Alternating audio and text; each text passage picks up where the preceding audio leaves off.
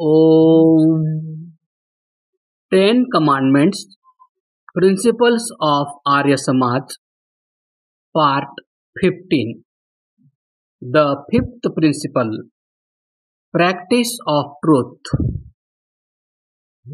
One should do everything according to the dictates of Dharma, that is, after due reflection over right and wrong.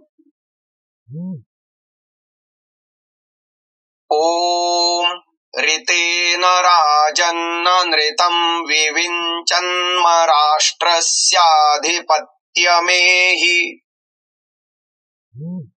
Discriminating, O king, between truth and untruth, attain to the lordship of my empire.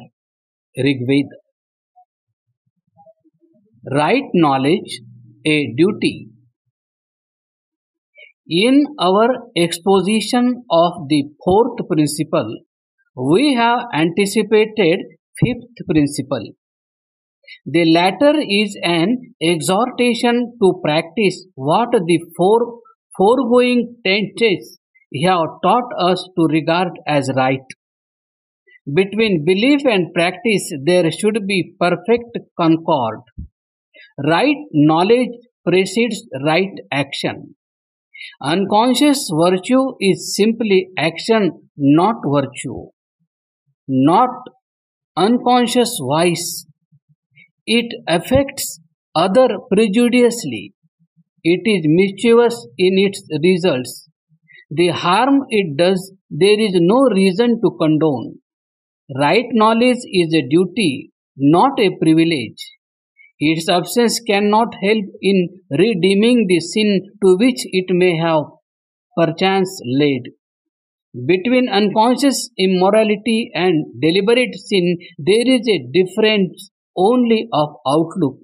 The latter is more culpable, but the former is no less serious in its social sequels.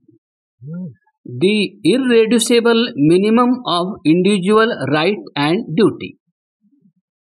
We pointed in the introductory chapter that the principles of the Arya Samaj concern themselves equally with the individual and collective duties of mankind. What has been inculcated in the first four principles is the path of Dharma for individual men and women. From 6th to 10th will be principles of social, that is communal, religious, national and cosmopolitan conduct. Fifth principle stands between the two groups facing Janus like both ways.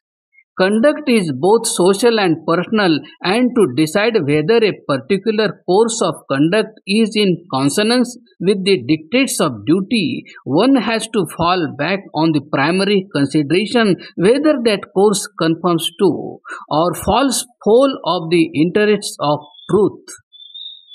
Though in the interests of society, the personal interests of individuals have, if necessary, to be sacrificed, a distinction has to be made here between the material and spiritual interests of man.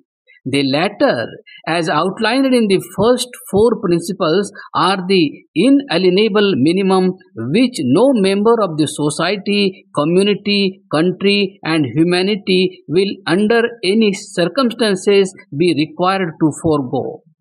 The Arya Samajist will, for instance, on no occasion give up his belief either in God or in God's revelation, the Vedas, nor can he part with his right to say his prayers to Parameshwara, whose salient characteristics are delineated in the second principle. The duty to read and write, teach and listen to a recitation of the Vedas is equally sacred. The truths taught by the Vedas as a matter of his personal conviction and as the foundation of further of his personal practice are to be his inviolable sanctuary, giving him inner solace which no compromise with his fellow beings can ever deny him. This granted, he is to place himself unreservedly at the disposal of humanity. Knowledge of right and wrong followed by conduct conforming thereto is what in our religion is called dharma. And the object of the principles of the Arya Samaj is to teach that dharma. This term occurs in its most appropriate place in this principle. The man of sacrifice.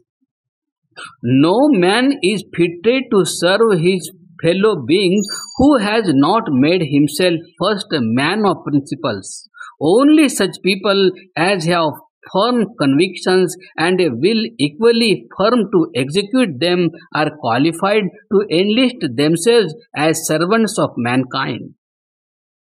Despicable sham to make indifference to religion a condition of national service. Religion has till now been the only mighty lever that has upheld humanitarian activity. To all causes of uplift of man, it has given a sacred orientation. It has made charity a holy principle, self sacrifice a heavenly virtue. Misguided religion has led to fanaticism and superstition, which in their turn have in the long run been causes of bloodshed and war. It is the business of religion to prove safeguards against such perversities of religion's dogmatism. Not all dogma, however, that obsess the human intellect. Belief in God and the Veda is, as we have shown, the minimum philosophic requisite of the rational come devotional nature of man. It is a demand from within and must be satisfied if the worker is not to waver at every step as he proceeds on his life's voyage. The Veda to him is a chart and God the unerring pilot of his boat. Truth, the voice of his trained conscience, is a needle of his mariner's compass. With this equipment, let him launch out undaunted on the troubled waters of humanitarian Tian service. Success will hail him as her lord, her beloved mariner. Continued.